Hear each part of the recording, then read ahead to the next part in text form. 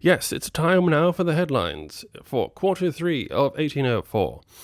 So to politics. On the 2nd of August, final results of the plebiscite on the Empire sees an overwhelming vote in favour of the resolution to create a constitutional monarchy. On the 11th of August, Francis is declared Emperor of Austria, and in the United States on the 25th of September, the adoption of the 12th Amendment to the Constitution provides for separate elections for President and Vice President.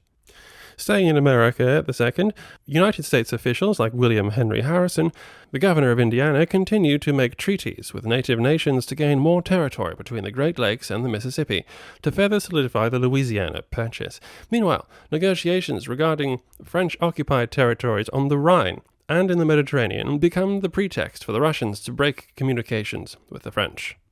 Turning to military matters, in India, Colonel Monson's detachment retreats through Malwa back towards Jaipur, having been cut off from friendly forces by the rapid movement of Yashwantrao Holkar. Rearguard actions are fought with heavy losses through July, and many guns, camp followers, and most of a native infantry battalion are lost at the Banas River, before the entire command breaks up in August. Holkar hopes to capitalize on his victory by striking the strung-out positions between Agra and Delhi. In August, the Russian position in the Caucasus looks perilous as a rebellion erupts in Georgia.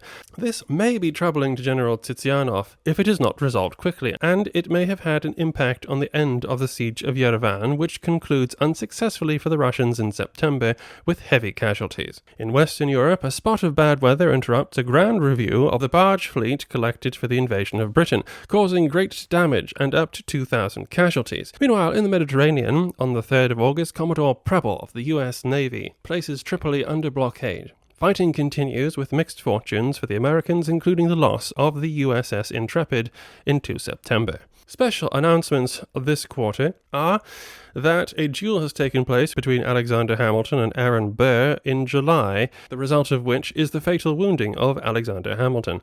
On the same day, Talleyrand is appointed Grand Chamberlain and Ségur, Master of Ceremonies, of the imperial household in France. Skipping over to diplomatic matters now in quarter 3, Russia and Austria sign a secret defensive pact to strengthen their position against the French in Italy, and as their forces continue to engage the Persians in the Caucasus, and the alliance with Austria increasingly indicating a confrontation with France, the Russians and the Turkish are seeking to form a defensive alliance, but only time will tell if that can be achieved. Back to you now, Alex.